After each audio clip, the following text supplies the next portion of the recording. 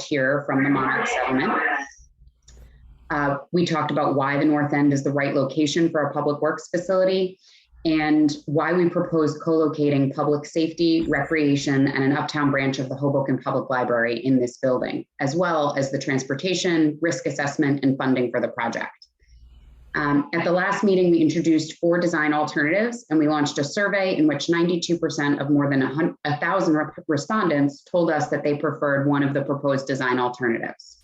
So if you're interested in learning more about the design alternatives, any project information from the past presentations, all of the slides and meeting recordings are available on our project website, and that's hobokennj.gov/Hoboken Municipal Complex. So moving on to our agenda for the evening. Our agenda will begin with introductions, and we'll then review the community preferred design alternative, as well as a potential modification to the community preferred design alternative based on the feedback that we heard from you in the survey, and where we go from here, including the consideration of a temporary public works facility. We'll conclude with a brief question and answer period. And I just want to remind you before we get started, we kindly ask that all participants remain muted with their video off during the presentation, and that you please save all your questions until the end of the meeting. Now I'd like to turn it over to Mayor Ball, who will give some introductory remarks. Thank you, Director, and good evening, everyone. Thank you so much for joining us on an evening, weekday evening. We appreciate it, and we're really looking forward to updating you on where we, not only where we've been, but where we're at, and where we go from here based on your input. As the Director mentioned, there was a community survey that showed overwhelming support for the project itself, which is very refreshing. I think a testament. I extend my gratitude to both the Director, the professionals, both in-house and the outside professionals. Getting to this point, it doesn't happen overnight. It takes a lot of hard work. It takes a lot of thought, and it takes a lot of visioning about what we want our community to look like, not just next year or in 5 years, but in 40 or 50 years. And how do we plan for that future? So that's what this discussion is all about. Not just how we plan for that future, but how do we really invest in that future for our next generations to come. So not an easy question to answer from the get-go, and a lot of moving parts, but just wanted to emphasize before we get into the nuts and bolts of the presentation that this is really truly a community-driven project. We wanted to reflect what the residents of Hoboken wants. That's why we put out a survey. That's why you'll see, and the professionals will go through what's called the preferred option. If you might remember, there were, I believe, 4 options that were presented. And then based upon that input, the community identified a preferred option. So we're going to present that preferred option and some details surrounding that. And then go into other aspects of the project and questions from the community. So very, very excited about this historic project and moving it forward. Very excited to move it forward. And with that, I will turn it over to, I believe, Director Gonzalez, or is it? I'll take it, Mayor. My apologies. So that's okay. Thank you.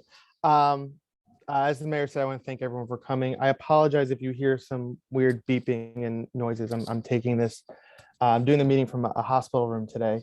But as we have in every one of the public meetings, I just want to introduce very quickly who from the city staff is on the meeting tonight. So from the administration, with myself, Jason Freeman, we have Director Caleb Stratton. From our community development department, we have directors Chris Brown and RJ Theofield.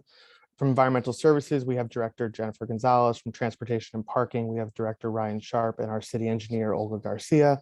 And from Public Safety, we have Director Ferranti, Fire Chief Peskins, Police Chief Aguiar, and OEM Coordinator Sergeant Will Montanez. And then from Nastasi Architects, we have John Nastasi, Carl Bullheisen, and Jason Colbert.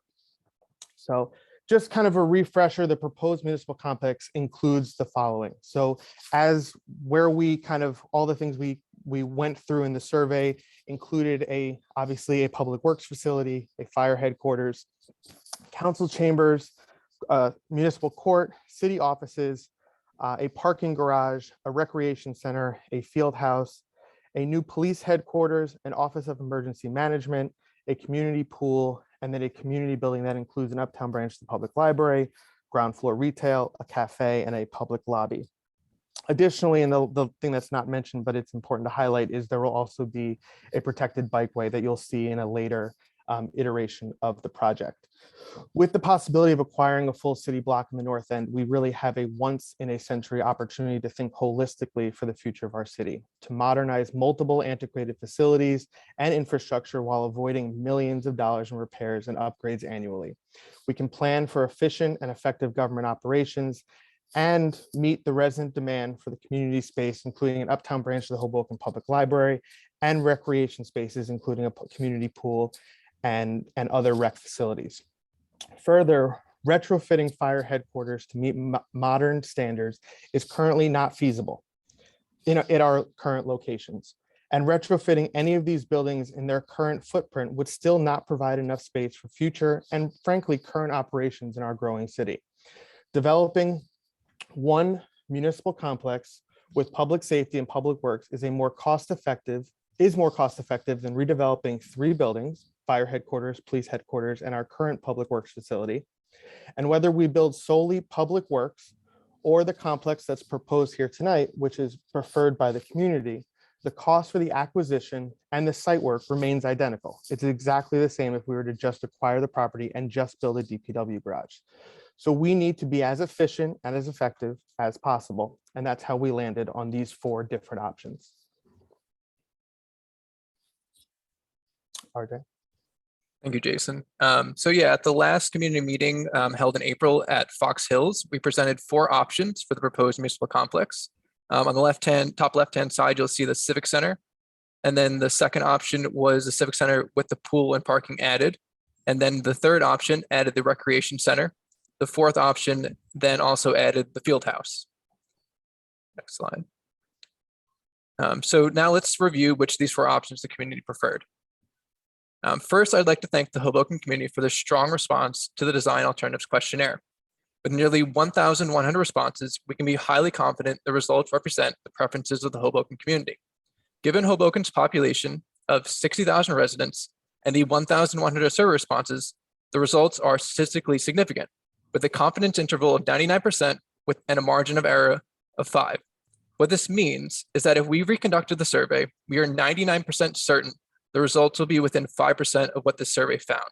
From a statistical perspective, this is incredibly compelling. So further, the results were geographically representative. As shown on this map, respondents reside throughout the entire city. Similar to other online surveys, women responded at a higher rate than would be expected, representing nearly 60% of the responses. And lastly, respondents were most likely to be aged between 31 and 45, which is expected given Hoboken's young family-centric demographics. As each design alternative included an uptown library branch, we asked what services, programs, and spaces people would like to see in a new branch, and over 450 people provided detailed suggestions. Top programs mentioned include children and teen programs, arts and educational workshops, and guest speaker or author series. The top spaces mentioned include flexible reading spaces, technology such as computers, printers, and events or meeting spaces. The city has provided the library with the full responses and will collaborate closely on the design and programming of the Uptown branch. Next, let's review the key takeaways from the most preferred design alternative. The most inclusive design number 4, which included the Civic Center, the pool, the parking, recreation center, and field house was the most preferred alternative, receiving 41% of the vote. Design number 3, which included the Civic Center, pool, recreation center, was the second most preferred alternative with 28% of the vote. 15% preferred design number 2, which included only the Civic Center and the pool. 9% preferred number 1, which only included the Civic Center. And lastly, only 8% indicated they preferred none of the designs shown by the city, suggesting respondents favorably viewed the alternatives presented. Collectively, these results demonstrate strong support for including recreational amenities in the project, with over 80% of respondents preferring a design alternative that included recreational amenities. With that, I'm going to turn it over to John to speak about the preferred community option. Thank you, RJ. So if you look at the rendering from the last public meeting, what we were proposing was the social space or the recreational spaces on the roof of the garage and on the roof of the administration building. So it would be a field house and a rec center. And then on a green roof, there would be an open pool over the library and social spaces along 15th Street. And you should also notice that along 15th Street, we have a protected bike lane that will be in unison with the master plan for the north end of town. And what we were looking at was what's the character of these spaces, especially in reviewing the results of the survey. So here we're showing a building that is extremely social on 15th Street and extremely sort of functional along 16th Street. And we like the way that building was organized. Next slide.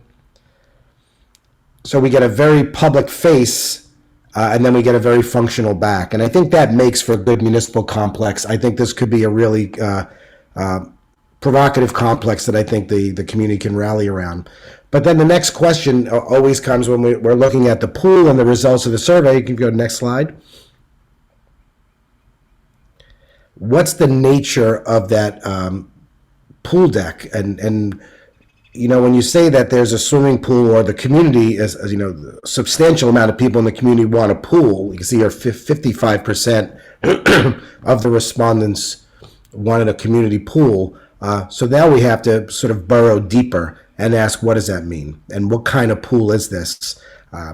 Is it an indoor pool? Is it an outdoor pool? Is it a family pool? If you go to the next slide. Is it a pool that families come in the summer and sit around and sunbathe? Is it a pool you take swimming lessons? Is it a kid-friendly pool for classes? And we really need to continue our engagement with the community to get more feedback and what's the nature and character of this potential municipal pool. Of course, we want it to be used 12 months out of the year and not just the summer months, but at the same time, what's the right target for the function for this pool? If you go to the next slide. So a couple of things we're looking at is a pool that sort of is flexible. It's an indoor-outdoor space with potentially a glass ceiling. And if you go to the next slide, and I could see that glass ceiling sort of sliding or folding open so that it could be completely enclosed in the winter months and partially enclosed in the shoulder months and then open for the summer, so that the community can use the pool 12 months out of the year, but the quality of the space changes depending on what the season is. Next. And with a little bit of modification to the earlier model, we're now looking at pretty much the same building, but now the community pool is enclosed.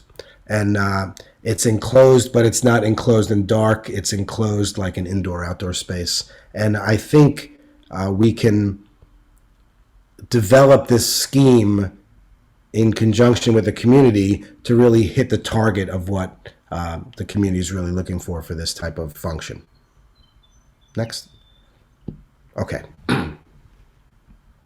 Thanks, John. And I think one of the things we've talked about now in a series of these meetings is how we fund this municipal complex.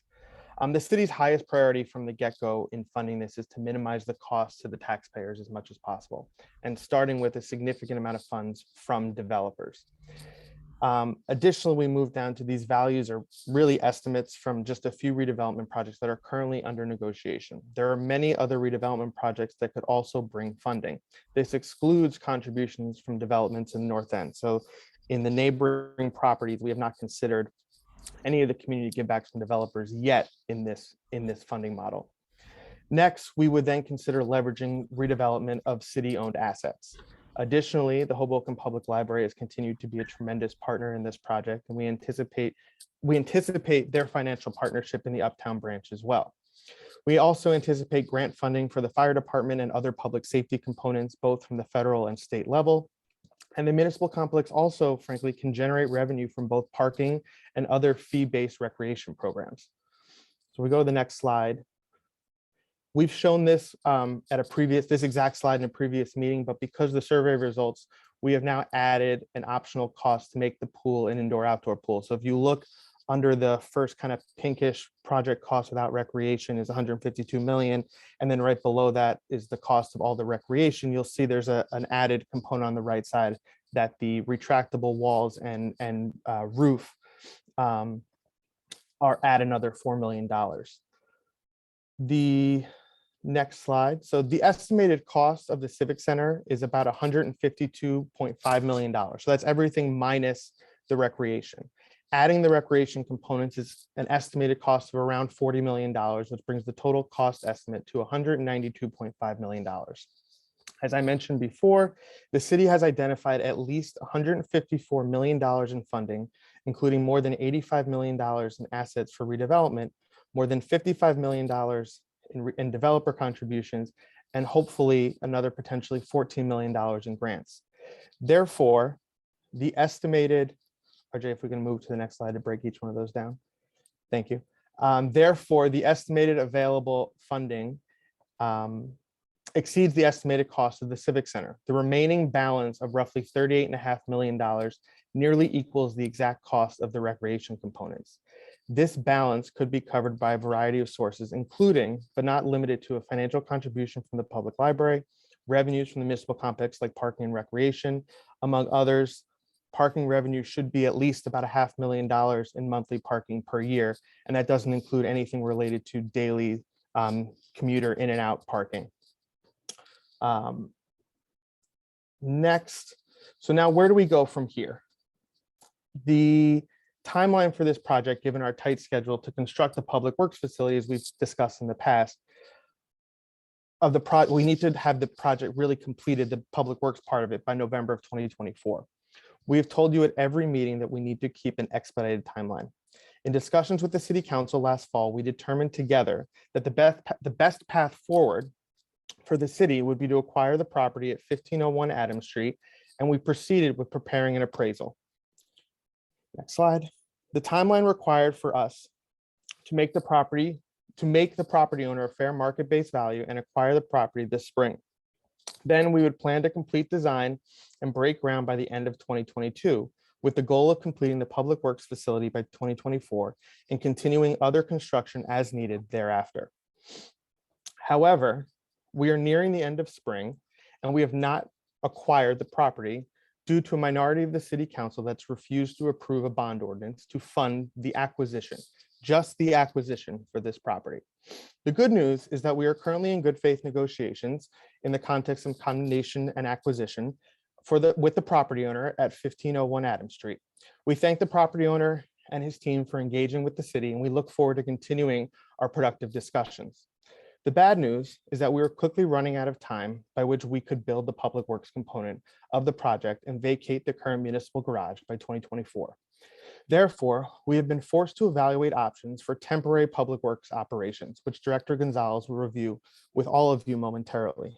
To be clear, the administration understood from the council that we had their support for the acquisition of 1501 Adams Street because they have voted to execute the Monarch Agreement, appraise the 1501 Adams property in October of 2021, award a contract for the schematic design of the public works facility with John Nastasi and his team and other municipal uses in December of 2021, award a contract to Nastasi for concept design of the proposed municipal complex in February of 2022, and they voted to acquire the Adams Street the 1501 Adams Street property in February of 2022.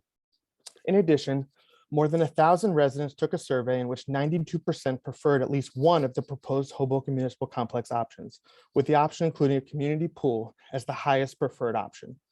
Therefore, a majority of the City Council and Mayor Bala and the Hoboken community have repeatedly expressed support for the proposed project. It is unfortunate that a minority of the council members have chosen either not to participate or prevent this project from advancing altogether. As a result, we will need to identify temporary locations for our public works operations on other available city-owned property. And Jen is going to go through that for everyone right now.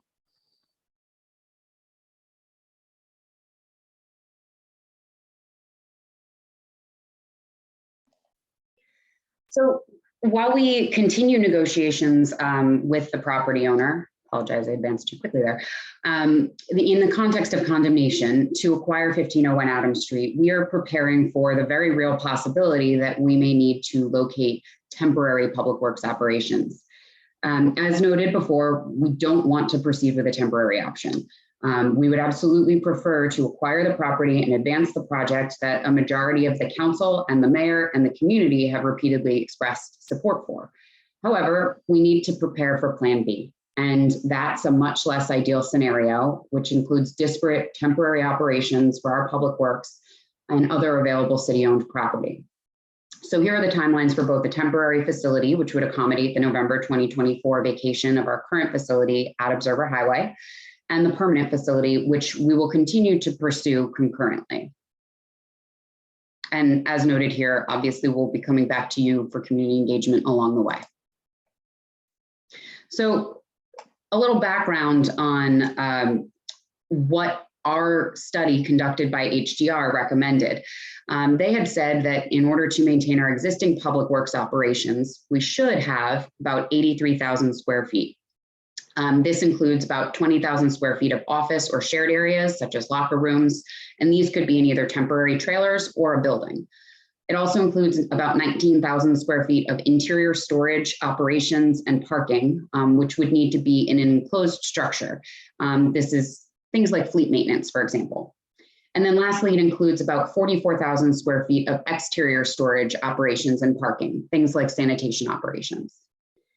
So the available city-owned properties for temporary operations that you see on the map here are 201 Marshall Street, which is the former PSE&G substation site, 1301 Jefferson Street, also known as the North Lot of the Northwest Resiliency Park, and the Monarch site. We also may be able to utilize 1501 Adams Street for some of our public works operations if we can acquire the property expeditiously and phase the construction of the municipal complex. So we might actually be able to have all of our interior operations on part of the 1501 Adams Street property. We don't have estimated costs for the temporary facilities yet, and that is because we first need to know if we will be able to utilize a portion of 1501 Adams Street for our temporary operations while phasing construction. That will inform whether we need to construct a temporary structure for interior storage, operations, and parking. And if we didn't construct that temporary structure, it would likely be at 201 Marshall Street. And or whether we need to utilize a portion of the North Lot specifically for office trailers.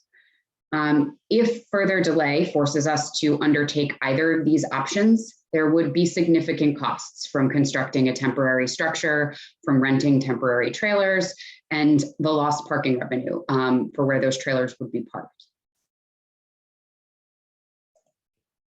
Thank you, Jen. So we're going to go through, similar to if you attended the public safety meeting the other day, there's a hand raise function. If you could raise your hand if you have any questions, we'll do our best to get to everyone's question. If you could limit it to questions and less comments, and you have about a minute per question. So if anyone can raise their hand if they have a question, we will go in the order in which your hand pops up and we will go from there. So thank you. Mr. Ruse. Hi, how are you? Thank you for the opportunity to speak to you. I'm a resident here of Hoboken, and I'm very excited about the plans towards the the indoor facility or indoor pool. So taking that in consideration, you spoke of the minority. In actuality, what is the holdup with, they're not on board with it, or they don't want to vote for it? I'm misunderstanding that part.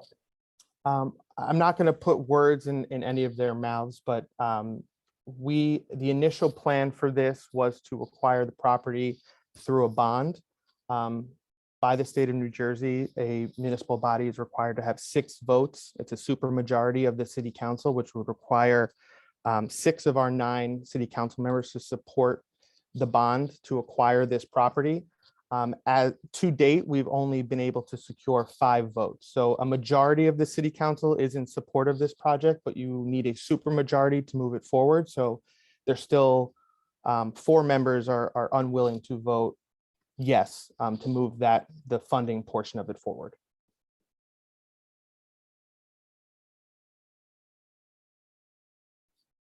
Did that answer your question, Mr. Roos?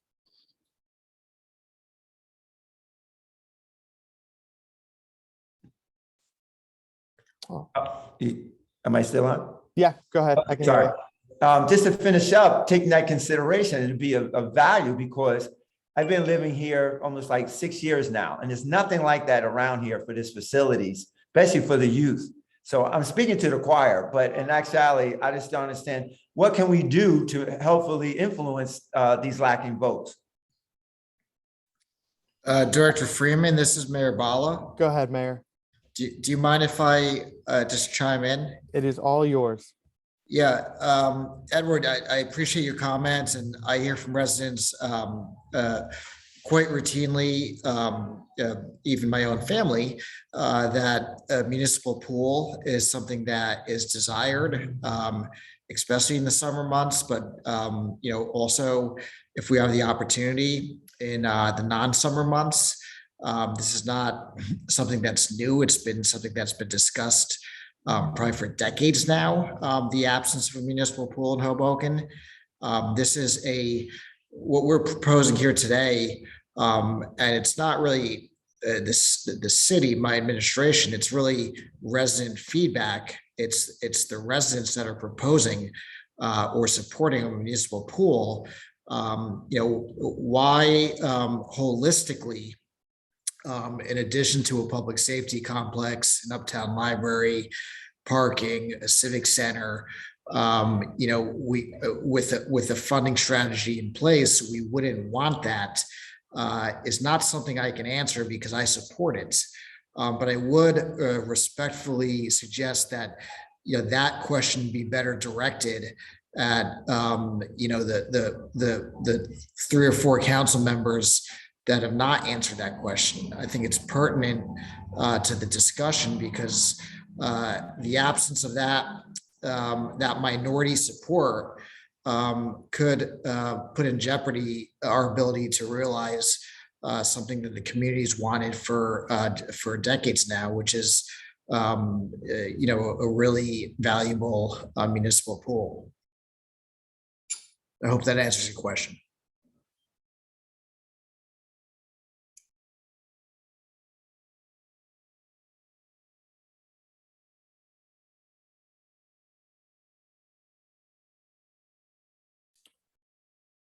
I see Mr. Presenzano. Thank you for taking the question. Thank you for the presentation. The one question I have is, in the financing of this project, you have givebacks from our builders in town through, and I'm guessing through pilots. And then we have also, you say, redevelopment of city assets, which I'm guessing means selling those assets. So when we say that the project costs 30 to 40 million, we're actually pilot money and selling our city assets are still taxpayer money. So essentially we are absorbing the full cost of this whole thing. And it's not the 40 million of a bond that you guys are requesting. Am I seeing something wrong? But isn't pilot money the taxpayer money? I think, Mr. Presenzano, the portion that we're looking for is added impact to the current municipal levy. And that's what we're looking at here. Frankly, piece, the city is not a redevelopment, is not a real estate investment company. It is not a redeveloper. We are looking for ways to operate and reach the city's best potential by getting the highest and best uses of these properties. And some of the ones that we currently own right now, we are not able to maximize their uses based on how they're currently situated.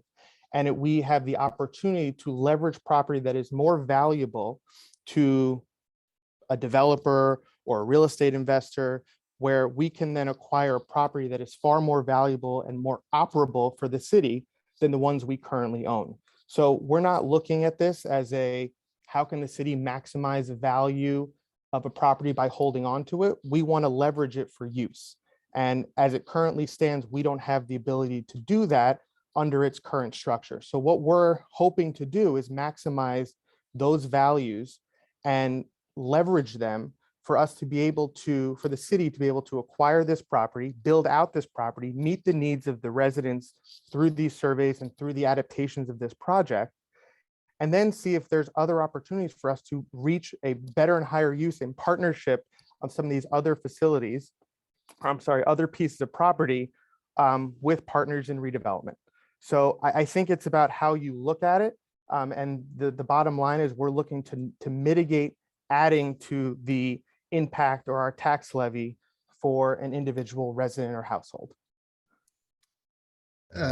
Director Freeman, do you mind if I chime in? It's Mayor Ball again. It's all yours, Mayor. Yeah, Mr. Presenzano, thank you for the question. It's a legitimate one. I appreciate it. I think Director Freeman hit the nail on the head right at the end there. Pilot money is money generated for municipal purposes. That is correct. So in that way, it is taxable funds. But what we're trying to do is utilize what pilot money represents, which is an injection of a heightened dollar amount of those funds to offset the tax burden that would otherwise be on the average taxpayer. So when you have a project of this nature, of this magnitude, the one thing you want to be absolutely sure of is that you do everything you possibly can to minimize the tax burden on the Hoboken resident. We want to create a project that has an innovative financial strategy that eliminates or lessens as much as possible any tax burden on residents in the city of Hoboken. And the way to do that, I would suggest, is utilizing that added value, the added benefit that we wouldn't ordinarily have through regular taxation, through pilot monies, in order to mitigate what would otherwise be a much heavier burden than the $38 million gap that Director Freeman spoke to. I hope that helps. Thank you. Thanks, Mayor. Any other questions?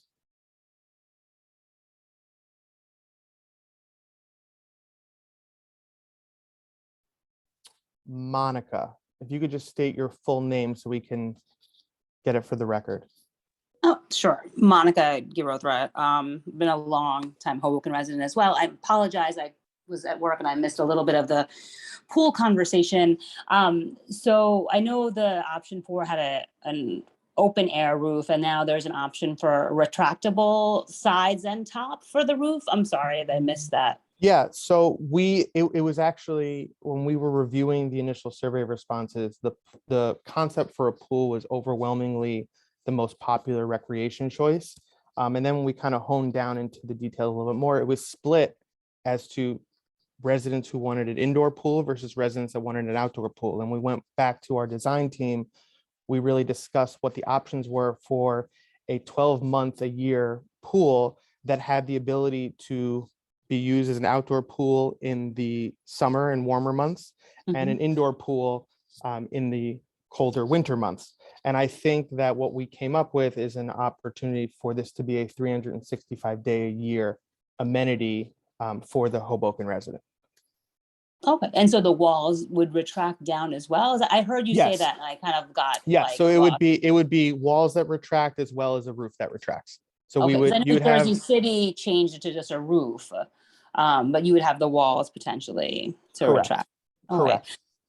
Well, the reason I was asking is because I think maybe, I don't know, probably you guys know already, I guess Weehawken announced that, all Hudson County residents can't use their outdoor pool this summer. And so it seems kind of no outdoor option for a lot of the kids who kind of are stay in Hoboken all summer.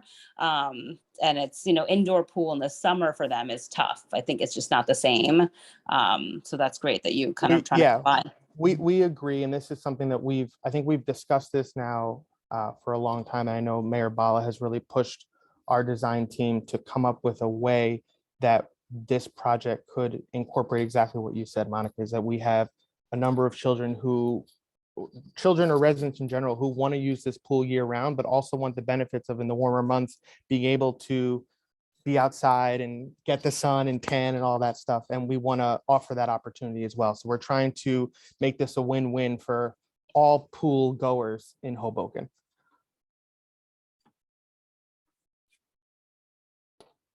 I see Edward. Edward, if you hold on 1 second, I just want to see if there's anybody else who hasn't asked a question yet, but I will, if no one else puts their hand up, I will circle back to you for a second.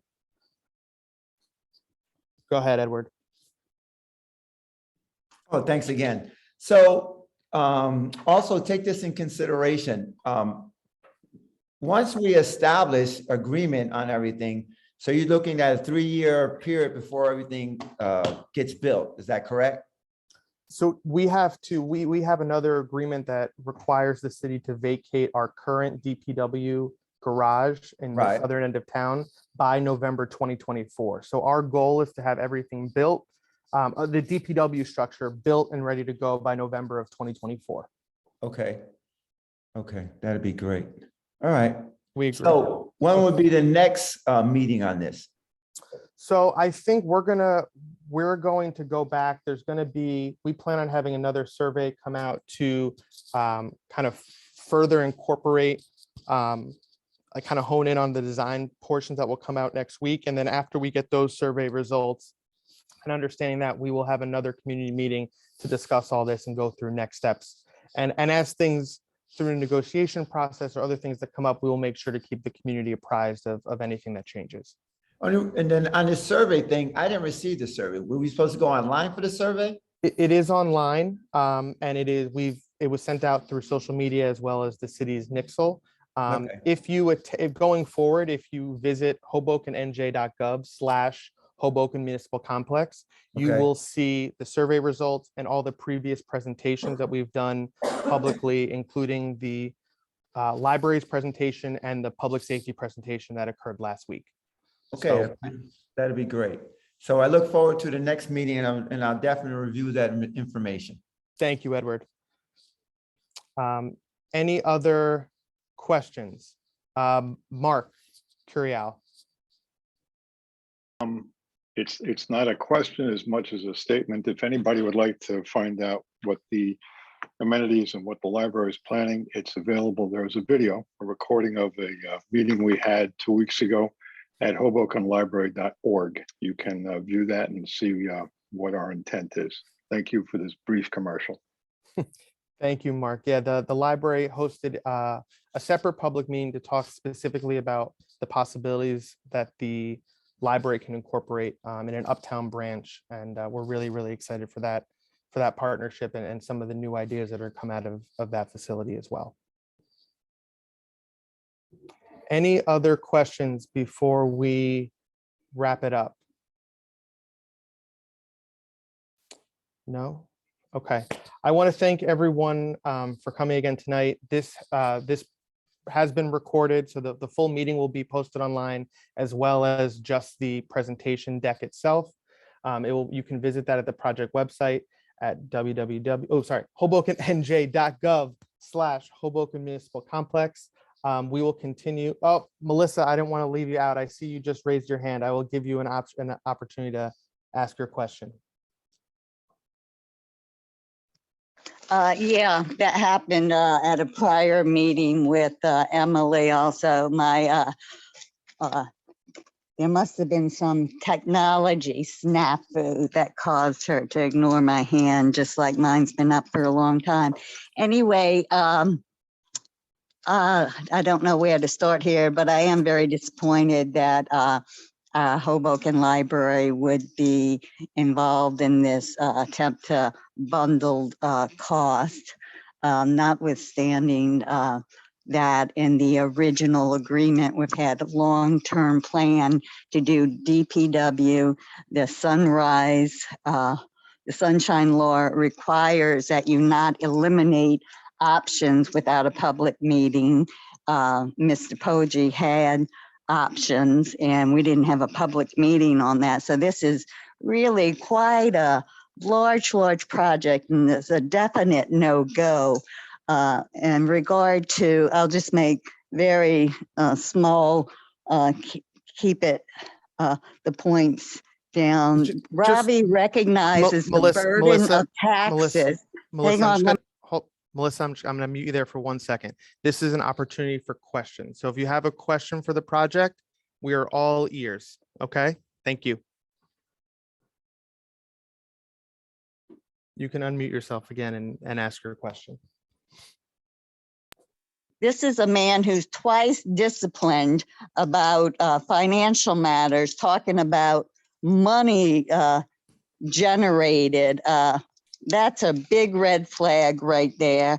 We've got two people speaking tonight who are professional candidates, and they're discussing two in-depth subjects of professionals, of well-baked professionals on statistical significance and cost effectiveness that are way off base. Melissa, do you have a question? I'm finished here. Thank so you. I think Okay, everyone. So I just wanted to thank again everyone for coming. Like I said before, the project website is hobokennj.gov/Hoboken Municipal Complex. Everything will be posted from this meeting and the previous meetings on that website. And you can get updates on this project from the city's Nixle, social media, and there will continue to be periodic project updates. So thank you very much. Everyone have a safe, enjoy the beautiful weather outside. It finally feels like spring, and we will talk to you all soon. Take care.